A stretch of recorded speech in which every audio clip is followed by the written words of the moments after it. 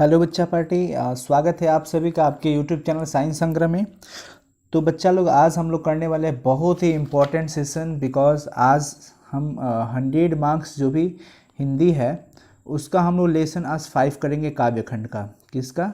काव्यखंड की अगर हम बात करें बच्चा पार्टी तो काव्यखंड का आज लेसन 5 चलेगा, जिसका नाम है कवित्त। क्या नाम है? कवित्त। और ये जो कवित्त चैप्टर है ना, कवित्त, वो किसके द्वारा लिखा गया है? भूषण जी के द्वारा। ओहो, एक मिनट।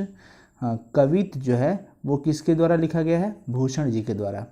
और आज बहुत ही इंपॉर्टेंट सेशन होने वाला है। हम लोग एक एक चीज़ों का पूरा हिंदी अर्थ यहाँ पर समझने वाले हैं। पूरे पाठ का हिंदी अर्थ प्लस में सब्जेक्टिव जो भी एक्सरसाइज में क्वेश्चन आंसर है वो चीज़ें हम लोग आज करेंगे। ठीक है ना? सो प्लीज़ लास्ट तक स्टे रहना है इस क्लास में, बिकॉज ये क्लास बहुत ही इंपॉर्टेंट है, क्योंकि मिशन है 95 प्लस का। मिशन है हम लोग का 95 प्लस का, तो इसके लिए तो कुछ एक्स्ट्रा करना पड़ेगा ना, एक एक चीज़ों को समझना पड़ेगा। तो बच्चा लोग, सबसे पहली बात कि क्लास शुरू करने से पहले आप लोग वीडियोस को लाइक ज़रूर कर देना। अगर चैनल पर नए हो तो प्लीज़ सब्सक्राइब भी कर देना।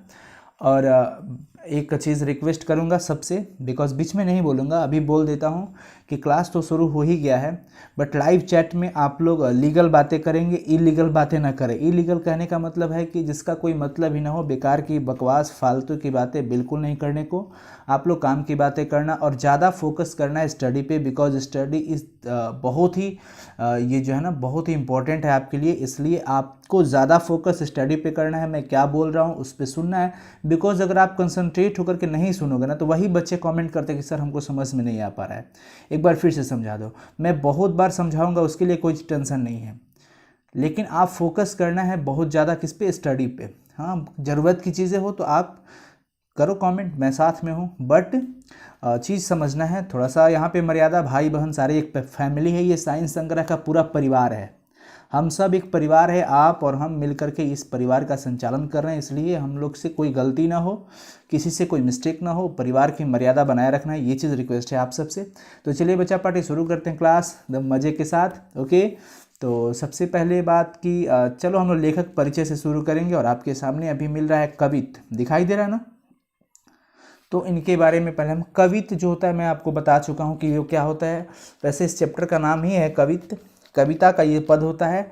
और लेखक जो है इनके भूषण जी। बच्चा पार्टी, सबसे पहली बात हम अगर बता देते हैं तो भूषण जी का जो जन्म था वो जन्म तिकवापुर हुआ था, उत्तर प्रदेश के कानपुर जिले में। उत्तर प्रदेश के कानपुर जिले के तिकवापुर गांव में इनका जन्म हुआ था 1613 में। ठीक है ना? उत्तर प्रदेश के, समझना है एक एक चीज़ों को। उत्तर प्रदेश के कानपुर में, कानपुर जिला हो गया, और वहाँ पे तिकवापुर गांव में इनका हुआ था। कब? 1613 में, 1613 में इनका जन्म हुआ था।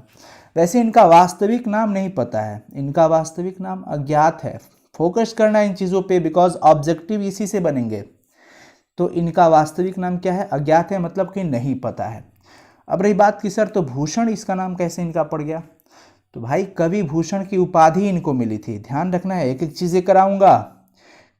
उपनाम इनका भूषण था, बिकॉज भूषण की उपाधि मिली थी इनको, और वो उपाधि इनके चित्रकूट के सोलंकी राजा रुद्रशाह सिंह ने दिया था। ठीक है ना? ये चीज़ें फोकस करना है। तो इनका नाम भूषण कैसे पड़ा? तो भूषण की उपाधि मिली थी, और क्यों मिली थी ये भी हम आपको बताने वाले हैं। बहुत इंपॉर्टेंट चीज़ है, घबराना नहीं है। इनके पिताजी का नाम था रत्नाकर त्रिपाठी। क्या नाम था? रत्नाकर त्रिपाठी। कोई दिक्कत? सबसे बड़ी बात बच्चा पार्टी की, रीतिकाल की समझो तो रीतिकाल के एक कवि थे, और रीतिकाल के प्रवर्तक जो थे चिंतामणि त्रिपाठी और प्रसिद्ध आचार्य मोतीराम के ये भाई थे। भूषण जी चिंतामणि त्रिपाठी और आचार्य मोतीराम के भाई लगते थे। और फाइनली ये क्या हुआ, एक बार इनके परिवार में इनके भाभी के साथ कुछ बात विवाद हुए, मतलब होता है ना कमेंट बाजी टाइप का, बस उस टाइप का हुआ। और सबसे बड़ी चीज़ थी ना कि इनमें खुशामदी स्वभाव नहीं था। ठीक है ना? तो वो वहाँ से निकल गए, और उसके बाद क्या हुआ कि ये अनेक राजाओं के पास गए, बट इनके पास खुशामदी जो स्वभाव होता है ना, कि खुश आदमी जिसका मन में खुशी हो और चेहरे पे खुशी झलकती हो, तो बस उस टाइप के ये नहीं थे। इसलिए ये कहीं टिक भी नहीं पा रहे थे, छोटी छोटी बातों को लेकर के आनाकानी होता रहता था। अंत में शिवाजी के पास गए, ये सुनना है। अंत में किसके पास गए बच्चा लोग? शिवाजी के पास। और शिवाजी के पास गए तो शिवाजी ने इन्हें क्या दिया? आश्रय दिया, बड़ी सम्मान करते हुए आश्रय दिया। भूषण ने भी उनकी वीरता का बहुत ही यशोगान किया। भूषण जी जो थे वो शिवाजी का बहुत ही यशोगान किया। और साथ में पन्ना के राजा पूछा जाए, पन्ना के राजा थे छत्रसाल। पन्ना के राजा छत्रसाल थे, जो कि राजा क्षितिपाल के लाल थे। राजा क्षितिपाल के लाल का नाम था छत्रसाल, ठीक है ना। उन राजा के द्वारा भी इनको सम्मान दिया गया। तो भूषण जी उनकी भी उदारता और वीरता का बहुत ही यशोगान करते हैं। और फाइनली उनका निधन जो हो जाता है, मृत्यु 1715 में हो जाता है, ठीक है ना। तो पूछा जाए कि भूषण जी जो थे उनकी मृत्यु कब हुई थी, तो बच्चा लोग 1715 बताना है। और जन्म 1613। जन्म कहाँ हुआ था? उत्तर प्रदेश के कानपुर जिले के तिकवापुर गांव में हुआ था। पिताजी रत्नाकर त्रिपाठी थे और इनका वास्तविक नाम अज्ञात था। तो ये चीज़ें हैं बच्चा पार्टी, कोई दिक्कत? अब हम इनको देखो, यहाँ पे है प्रमुख आश्रयदाता। इनको रहने के लिए जो जगह मिले थे, सिंपली अब क्या हुआ कि परिवार में थोड़ा सा भाभी के साथ इनको आनाकानी हो गया था, थोड़ा सा ज़्यादा नहीं। तो ये बहुत सारे राजाओं के पास गए बट वहाँ पे नहीं टिक पाए। लेकिन फाइनली छत्रपति शिवाजी और शिवाजी के पुत्र साहू जी एवं पन्ना के जो राजा थे वो छत्रसाल, पन्ना के राजा थे, बुंदेला राजा, एकदम साहसी राजा, उनका नाम था छत्रसाल। तो ये लोगों ने इनको आश्रय दिया, रहने के लिए अपने पास रखा। यानी कि छत्रपति शिवाजी और शिवाजी के पुत्र साहू जी। ध्यान रखना, शिवाजी के पुत्र कौन थे बच्चा पार्टी? साहू जी। और पन्ना के राजा छत्रसाल, ठीक है ना। तो इन लोगों ने इनको आश्रय दिया। प्रमुख आश्रयदाता, दाता देने वाला होता है। इनकी जो रचनाएं बनी वो रचनाएं क्या थी? शिवराज भूषण, शिवराज भूषण, शिवा बावनी, छत्रसाल दशक। ध्यान रखना है बच्चा पार्टी, बहुत ही इंपॉर्टेंट चीज़ें करवा रहा हूँ, ठीक है ना। शिवराज भूषण, शिवराज भूषण ये उनकी लेखनी का नाम है, रचना है, कृतियाँ हैं, जिसमें 384 छंद थे। कितना छंद थे? 384 छंद। क्वेश्चन बन सकता है, ध्यान रखना। और इन 384 छंद में से 105 अलंकार भी है। इसमें 105 क्या है? अलंकार है, ठीक है ना बच्चा लोग।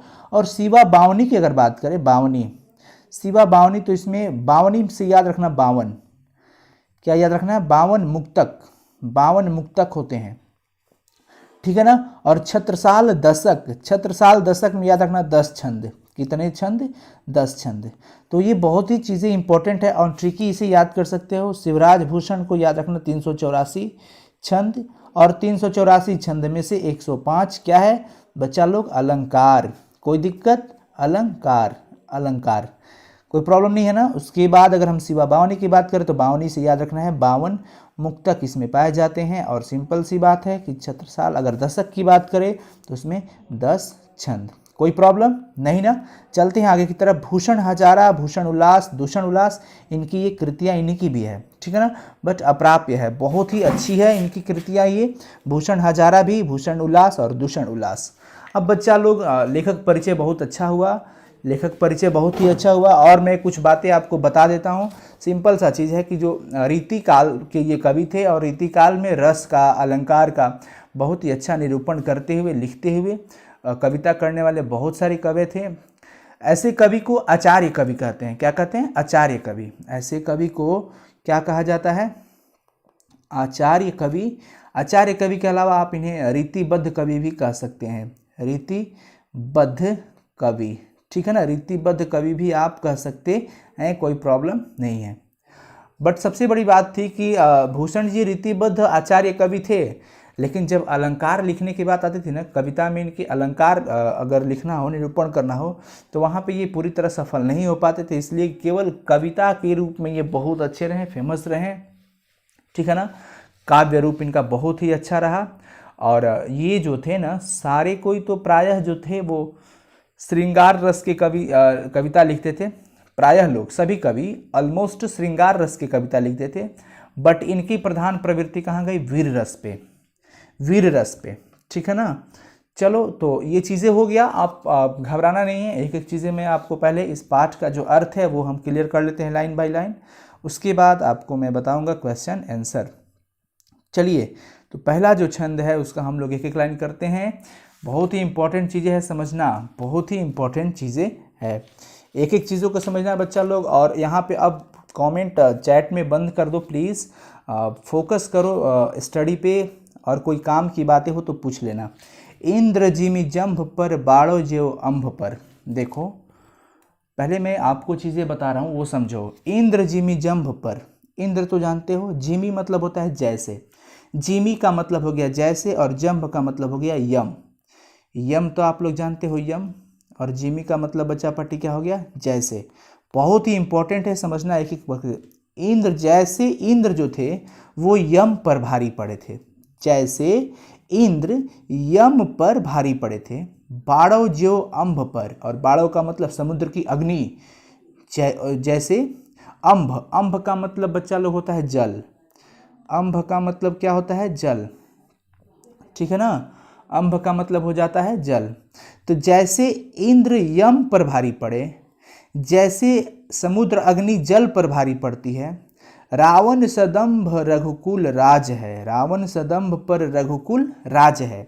समझो एक एक चीज़ें, घबराओ मत, 1000 बार समझाऊंगा, 1000 बार समझाऊंगा, जब तक आपको समझ में नहीं आएगा तब तक क्लास बंद नहीं होगा। आज पूरी तरह प्रॉमिस के क्लियर करवा के ही जाऊंगा। कहा जा रहा है कि जैसे इंद्र यम पर भारी पड़े हैं, ठीक है ना, जैसे समुद्र अग्नि जो है वो जल पर भारी पड़ी है, ज्यों अम्भ पर, अम्भ का मतलब हो गया जल पर। रावण संदभ पर रघुकुल राज है, और रावण पर रघुकुल के राजा भारी पड़ गए हैं, दंभ पड़ गए हैं, ठीक है ना।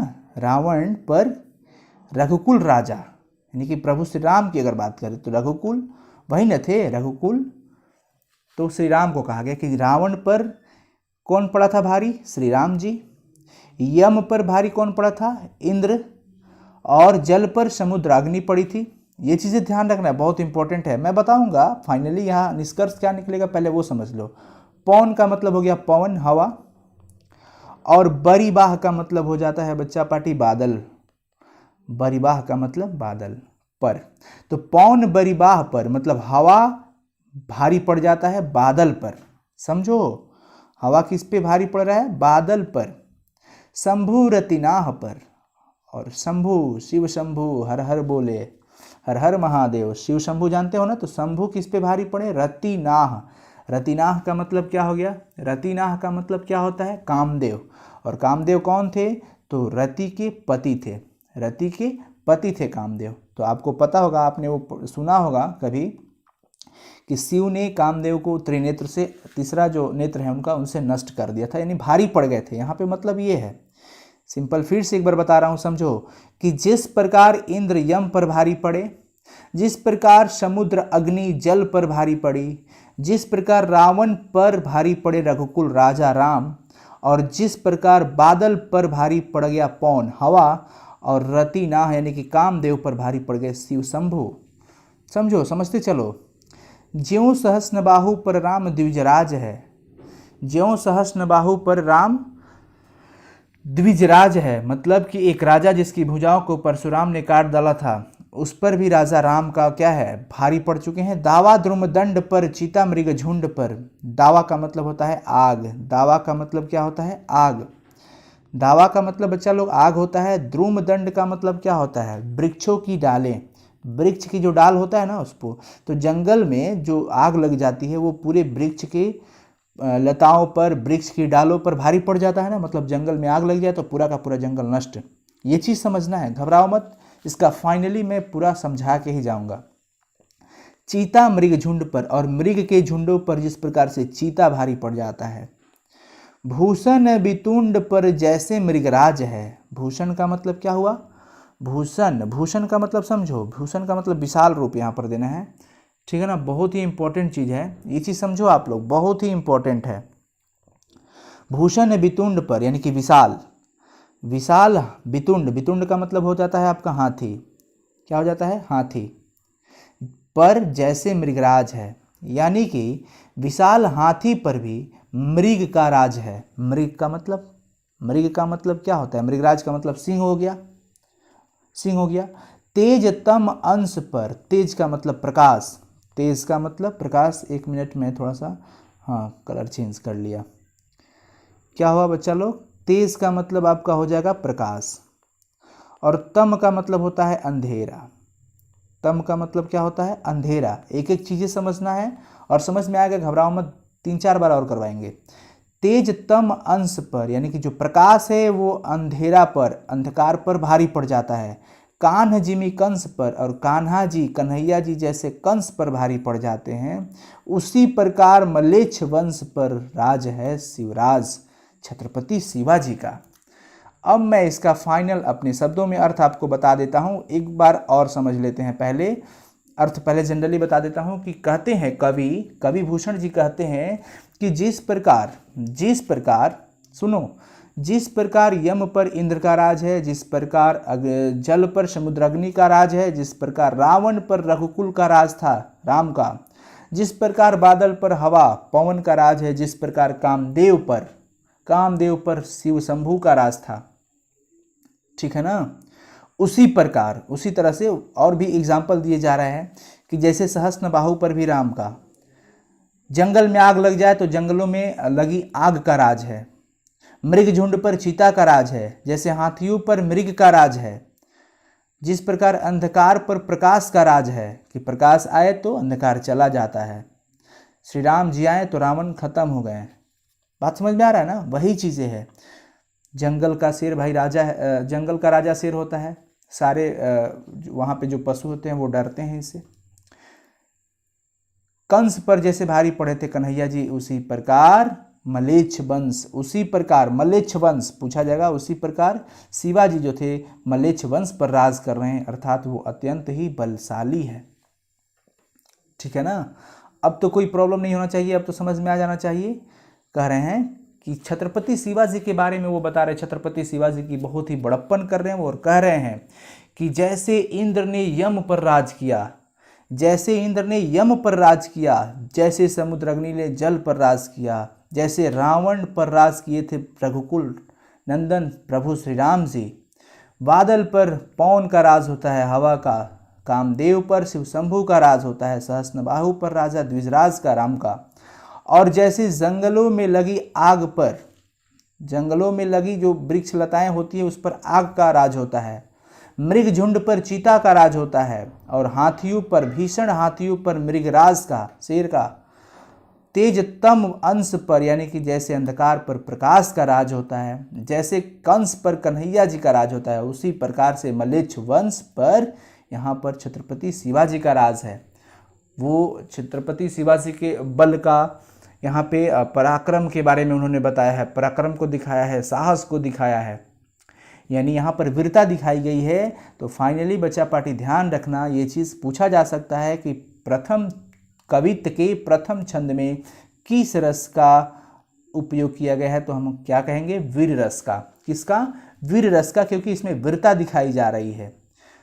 और क्वेश्चन ये भी हो सकता है कि शिवाजी की तुलना भूषण कवि जो थे वो किन किन से किए हैं, तो शिवाजी की तुलना तो वो कह रहे हैं कि इंद्र से किए हैं, समुद्राग्नि से किए हैं, राम से किए हैं, पवन से किए हैं, शिव शंभू से किए हैं, ठीक है ना, राम द्विजराज से किए हैं, दावा आग से किए हैं, चीता से किए हैं, मृगराज से किए हैं, प्रकाश से किए हैं, कन्हैया से किए हैं। समझ में आ गया? तो ये आपको जवाब देना पड़ेगा। वैसे इसका अर्थ समझ में आ गया कि फिर से एक बार समझा दूँ? फिर से एक बार समझा देता हूँ। इंद्र जिमी जंभ पर, जैसे इंद्र जो थे वो जंभ यानी कि यम पर राज किए। बाड़व का मतलब होता है बाड़वाग्नि, समुद्र की आग, जैसे वो जल पर, अंभ का मतलब जल हो गया। रावण सदंभ पर रघुकुल राज है, सदंभ का मतलब हो जाता है बच्चा पार्टी दंभ से भरा, ठीक है ना, यानी कि रावण पर दंभ से भरा रघुकुल का राज था। आखिर जीत वही इन्हीं की न हुई, रघुकुल राजा की। पवन बारी बाह पर, पवन का मतलब पवन हो गया, हवा हो गया, जो कि बादल पर राज किया। शंभु रतिनाह पर, रतिनाह का मतलब कामदेव पर शिव जी ने राज किया, मतलब कामदेव को नष्ट किए थे, तब जाकर के रति दौड़ी दौड़ी आई थी, तब बहुत ही विनती की कि क्या किए प्रभु, आप तो मेरे पति को मार डाला।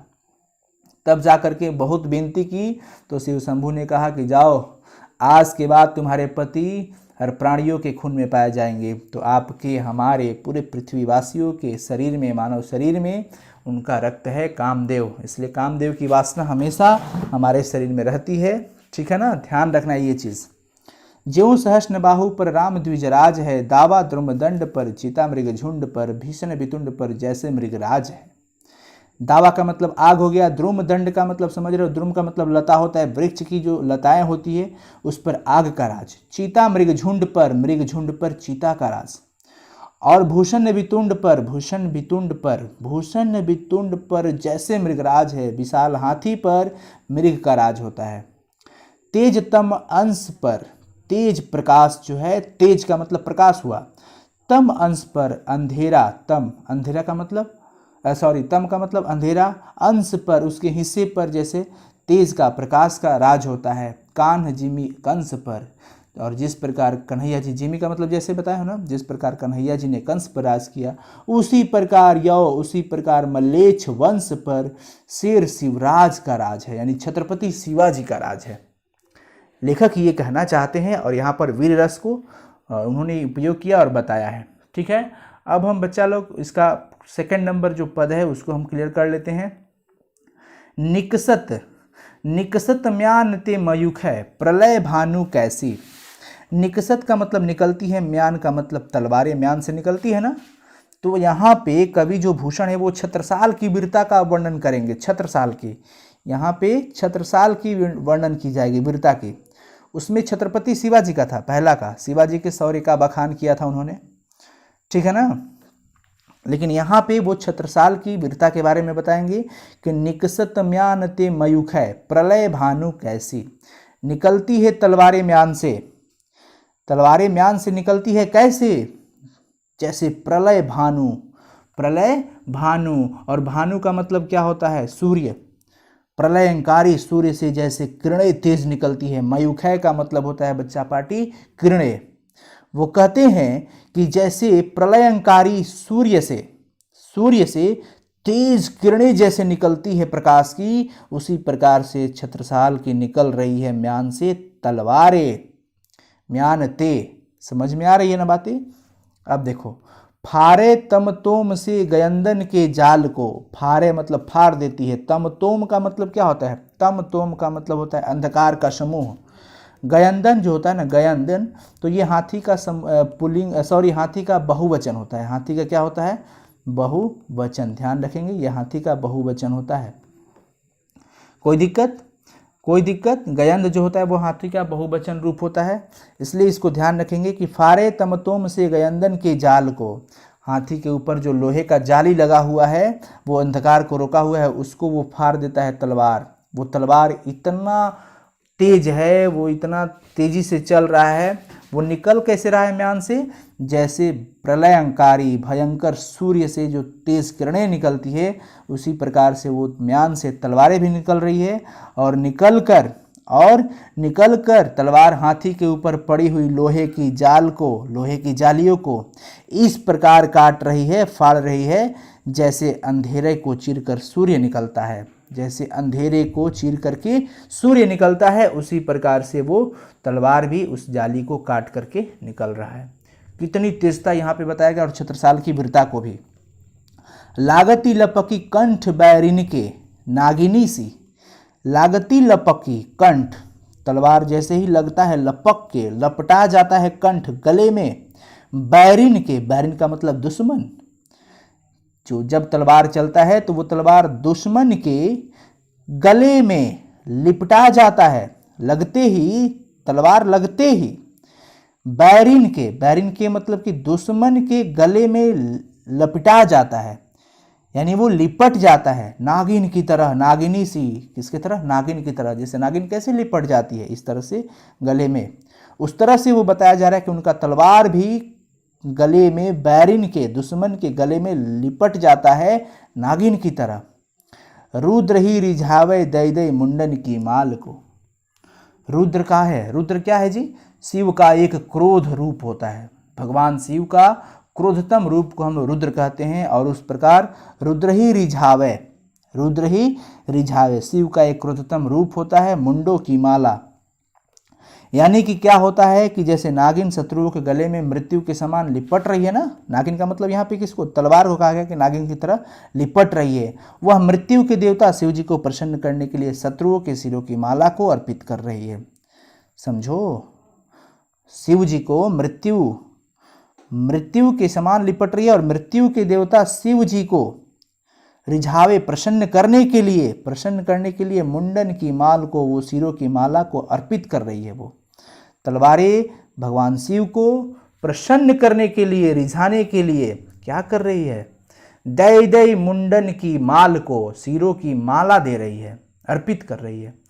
लाल क्षितिपाल छत्रसाल महाबाहुबली, लाल क्षितिपाल छत्रसाल महाबाहुबली, बाहुबली यानी कि जो राजा क्षितिपाल थे उनके लाल यानी उनका पुत्र छत्रसाल महाबाहुबली बहुत ही महाबलशाली है।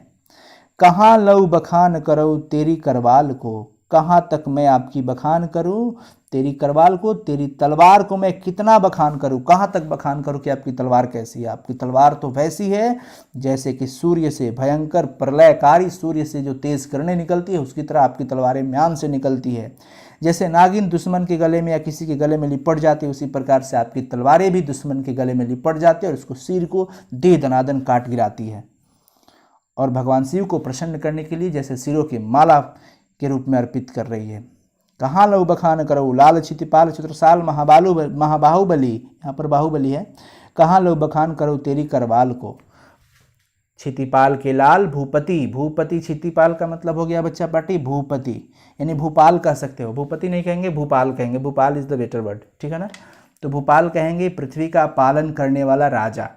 और उनके लाल थे, पुत्र थे छत्रसाल जी, जिनकी बाहुलियत जो थी मतलब महाबाहुबली का मतलब बहुत ही ज़्यादा शक्तिशाली। कहाँ लऊ बखान करो, कहाँ तक बखान करूँ आपकी तलवार की, करवाल का मतलब हो जाता है तलवार, ठीक है ना। घबराना, ये समझ में आ जाएगा तो क्वेश्चन आंसर तो बहुत ईजी होता है। कलिका सी किलकी कलेऊ देती काल को, और वो जब काटने, हाँ, प्रतिभट कटक कटीले केते काटी काटी, प्रतिभट का मतलब हो जाता है शत्रु, प्रतिभट का मतलब क्या हो जाता है शत्रु। और ध्यान रखेंगे कटक का मतलब हो गया सेना यानी कि समूह, कटक का मतलब सेना यानी दुश्मनों के समूह को कटीले केते काटी काटी, कटीले का मतलब काटने वाला, केते का मतलब कितने, कितने टुकड़े दम काट रही है। प्रतिभट कटक यानी कि दुश्मनों के समूहों को ध्यान रखना है, नष्ट कर रही है, वह शत्रुओं के समूहों को नष्ट कर रही है काट काट कर। कौन, तलवारें। कलिका सी किलकी कलेऊ देती काल को, कालिका जो थी शत्रुओं को काटकर कालिका देवी को कलेऊ देती काल को, कलेऊ का मतलब होता है बच्चा पार्टी भोजन, कलेवा जिसे कहते हैं भोजन, ठीक है ना। ये वर्ड आपने शादी विवाह में सुना होगा कि कलेवा भेजा जाता है, वही चीज़ें। तो कलेवा का शाब्दिक अर्थ होता है भोजन होता है, क्या होता है भोजन, यानी कि वो कलिका को इसको मृत्यु की देवी को प्रसन्न करने के लिए सुबह का नाश्ता यानी भोजन उन्हें दिया जा रहा है काल की देवी को। समझ में आ गया ना, तो ये चीज़ें क्लियर हुआ। अब हम लोग करते हैं क्वेश्चन आंसर, ठीक है ना। तो चलो, क्वेश्चन आंसर बहुत इंपॉर्टेंट है और आराम से समझना है, बहुत ही छोटा छोटा आंसर देंगे, छोटा छोटा और बड़ा बड़ा से कोई मतलब नहीं है, मतलब ये रखना है कि आपको समझ में आ रहा है कि नहीं। ज़रूरत के अनुसार आप वर्ड लिमिट में, बार बार बोलता हूँ कि वर्ड लिमिट पे फोकस। शिवाजी की तुलना भूषण ने किन किन से की है, तो शिवाजी की तुलना तो मैं आपको शुरू में ही बताया कि देखो ये क्वेश्चन हो सकता है और रियली यहाँ पे ये क्वेश्चन है। तो शिवाजी की तुलना भूषण ने इंद्र से, समुद्र अग्नि से, भगवान राम से, वायु से हवा से, शिव जी से, परशुराम से, दावाग्नि का मतलब दावा अग्नि, ठीक है ना, ये चीज़ ध्यान रखना। चीता से, बाघ से, तेज का मतलब क्या हो गया प्रकाश, और कन्हैया जी कृष्ण से किए हैं। मैं आपको शुरू में बताया ना कि इन लोगों से जो शिवाजी की तुलना किए थे भूषण जी ने, ठीक है ना। चलो क्लियर हो गया। इसको आप इसका तो PDF नोट्स आपको चाहिए, तो वो नोट्स के लिए आपको टेलीग्राम ज्वाइन करना होगा। टेलीग्राम ऐप आपको अपने मोबाइल में इंस्टॉल कर लेना है। इंस्टॉल करने के बाद आप सर्च बार में सर्च करोगे साइंस संग्रह, तो वहाँ पे मिल जाएगा, जो चैनल का लोगो है वैसा ही लोगो मिलेगा और उस पर आप सब्सक्राइब कर लेंगे तो वहाँ पे सारा हिंदी का नोट्स पड़ा हुआ है, PDF और भी मिलेगा सब कुछ का। क्वेश्चन नंबर 2 है कि शिवाजी की तुलना भूषण ने मृगराज से क्यों की है। मृगराज का मतलब शेर हो गया, सिंह हो गया, तो मृगराज से क्यों किए हैं भाई। शिवाजी की तुलना पहले हम लोग पढ़े थे ना, तो जिस प्रकार सिंपल सा चीज़ है कि शिवाजी की तुलना भूषण ने मृगराज से इसलिए की है क्योंकि पशुओं के राजा शेर का पूरे जंगल में राज होता है। सही बात है ना, पशु का जो राजा होता है वो शेर, वो पूरे जंगल में राज करता है। सभी पशु उसकी एक दहाड़ से कांपने लगते हैं, डर जाते हैं। जैसे वो एक दहाड़ लगाएगा ना तो सारे पशु जो हैं वो डर के मारे कांप उठते हैं। वह बहुत ही बलशाली होता है। कौन? वो शेर जो होता है ना, वो बहुत ही बलशाली होता है। ऐसे ही शिवाजी भी शेर की तरह है, बलशाली है, पराक्रमी है तथा शौर्यवान है। शौर्यवान का मतलब साहसी है, ठीक है ना। तो ये चीज़ें बताया जा रहा है यहाँ पर। तो शिवाजी की तुलना भूषण ने मृगराज से क्यों की? क्योंकि जिस प्रकार मृगराज जो होता है, शेर होता है, जंगलों का राजा होता है, उसी प्रकार से ये मलेच्छ वंश के वहाँ पे राजा थे। और सिंपल सी चीज़, जैसे राजा बलशाली है, जैसे शेर जो है वो बलशाली है, पूरे जंगल में राज करता है, उनके एक दहाड़ से सारे कोई कांप जाते हैं, उसी प्रकार से शिवाजी शेर की भांति इनकी बलशाली होने का, पराक्रमी होने का और शौर्यवान का मतलब हो गया साहसी होने का परिचय दिया है। क्लियर? चलो, बहुत ही सुंदर, वेरी गुड। अच्छा, यहाँ पे पहले क्लियर कर दो आप लोग कि समझ में आ रहा है कि नहीं। एक बार कमेंट करके सब कोई फाइनली कर दो कि समझ में आ रहा है ना, और साउंड प्रॉब्लम नहीं है ना, साउंड वगैरह में कोई प्रॉब्लम नहीं है ना। एक बार कंफर्म करेंगे सब कोई बच्चा पार्टी एक बार कंफर्म कर दो, कोई प्रॉब्लम तो नहीं है ना, साउंड क्लियर है और समझ में आ रहा है कि नहीं, कोई कंफर्म कीजिए आप लोग। जी बहुत ही सुंदर, thank you so much for confirming बच्चा पार्टी लोग, बहुत ही बढ़िया। चलो हम क्वेश्चन नंबर 3 पे चलते हैं, घबराओ नहीं, यहाँ पे बस 6 क्वेश्चन है आपके। छत्रसाल की तलवार कैसी है, वर्णन कीजिए। मैं आपको बताया ना कि दूसरे पद में उन्होंने छत्रसाल की तलवार के बारे में बताया। भगवान शिव के रुद्र रूप का वहां पे बताया गया है। पूछा जाए बच्चा पार्टी कि पहला जो पद है उसमें कौन सा रस है, तो उसमें तो मैं आपको वीर रस बताया, लेकिन दूसरा में रस कौन सा हो जाएगा? रुद्र रस, रौद्र रस, यानी भगवान शिव का भयंकर रूप वाला रस है, यानी विभत्स रस भी आप कर सकते हैं। विभ का मतलब होता है, जैसे होता है ना कि स व्याघ्रात बिभेति, वह बाघ से डरता है, तो डरावना रूप है इसमें। और छत्रसाल की तलवार की बात है तो छत्रसाल होगा केवल। छत्रसाल की तलवार जो है रौद्र रूप धारण कर रखा है, भगवान शिव का भयंकर क्रोधित रूप धारण कर रखा है। उनकी जो तलवार है इतनी धारदार है कि हाथी के ऊपर पड़ी हुई लोहे की जो जालियां है उसको भी काट देता है, जिससे वह अंधकार को चीरकर निकलते हुए सूर्य के समान चमकती हुई प्रतीत हो रही है। जैसे ही अंधकार को चीर करके सूर्य का प्रकाश निकलता है, उसी प्रकार से हाथी के ऊपर जो पड़ी लोहे की जाली है उसको वो तलवारें काट कर बाहर निकलती है। उनकी जो तलवार है शत्रुओं के गले में मृत्यु के समान लिपट रही है। शत्रु दुश्मन जो है उनके गले में जा करके मृत्यु की समान, मौत के समान हो जाकर के लिपट रही है। शत्रुओं के सिरों की माला शिव जी को अर्पित कर रही है। ये चीजें ध्यान रखना है, किसको? शिव जी को। यहाँ पे शिवा नहीं होगा, शिव जी होगा, शिव जी को अर्पित कर रही है। तो छत्रसाल की तलवार के बारे में आप अपने शब्दों में भी खुद से वर्णन कर सकते हो। मेरा मतलब ये नहीं है कि आप ये जो लिखवाया गया बस इसी को लिखो, मैं आपको समझाया जो अर्थ उसके हिसाब से भी आप लिख सकते हो, कोई दिक्कत नहीं है, ठीक है ना, वो भी गलत नहीं होगा। यथासंभव परीक्षार्थी अपने शब्दों में ही उत्तर दे। तो बच्चा पार्टी ये अपना ही शब्द है, ठीक है ना, कोई प्रॉब्लम नहीं होगा। आप 110% यूज़ करो, कोई दिक्कत नहीं होगा, किसी का औकात नहीं काटने का, ठीक है ना, इतना कॉन्फिडेंस से बोल रहा हूँ। चलो क्वेश्चन नंबर 4 में कह रहा है कि नीचे लिखे अवतरणों का अर्थ स्पष्ट करें। ये जो अवतरण दिया गया है इसका अर्थ स्पष्ट करना है कि लागती लपकी कंठ बैरिन के नागिनी सी, रुद्र ही रिझावे दे दे मुंडन की माल को। मैं बताया ना कि लागती जैसे तलवार लगती है तो लपकी, लपक करके लपेट जाती है, कंठ गर्दन में, गले में, बैरिन के दुश्मन के गले में वो नागिन की तरह लिपट जाती है। और रुद्र ही रिझावे दे, और रुद्र को प्रसन्न करने के लिए, रिझाने के लिए मुंडन की माल, मुंडन का मतलब हो गया सिर, और सिरों की माल को वहाँ पे अर्पित कर रही है। इसका अर्थ हमें बताना है, तो अर्थ तो हम बता दिए, जो क्राइटेरिया है वो कर लेना है। क्राइटेरिया क्या होता है आपको पता है कि प्रस्तुत पंक्ति भूषण कवि की कविता छत्रसाल दशक से संकलित की गई कविताओं से ली गई है। छत्रसाल दशक जो है उससे भी कई सारी कविताएं निकली और उसी कविता का यह एक लाइन है। कवि तलवार की प्रशंसा करते हुए कहते हैं कि छत्रसाल की जो तलवार है दुश्मनों के गले में तेज गति से जहरीली नागिन के समान लिपट जाती है और देखते ही देखते मैंने पत्थर से जिसको बनाया सनम वो खुदा हो गए देखते देखते। क्या से क्या हो गए देखते देखते, पता है ना।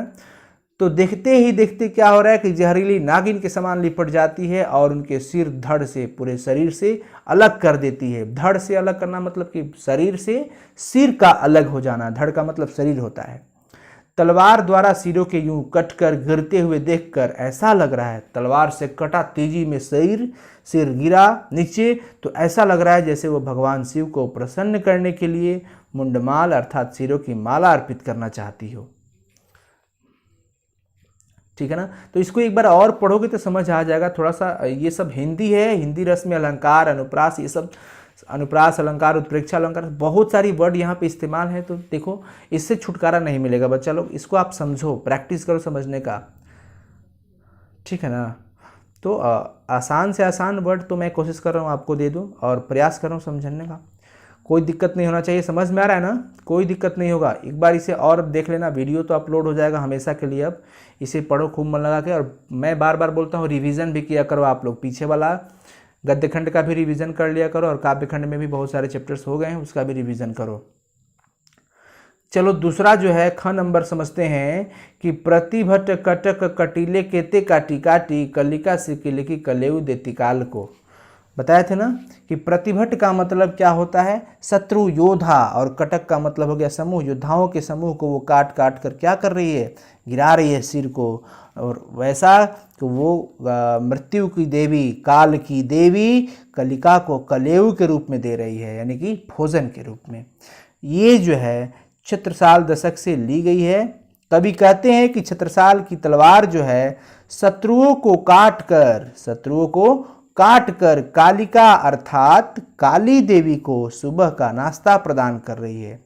अर्थात वह मृत्यु की देवी को प्रसन्न करने के लिए शत्रुओं का कलेवा प्रदान कर रही है। शत्रुओं का कलेवा, कलेऊ किसका, शत्रुओं के समूह को काट काट करके वो माता काली जो है उनको कलेवा दे रही है। कलेवा का मतलब भोजन प्रदान कर रही है।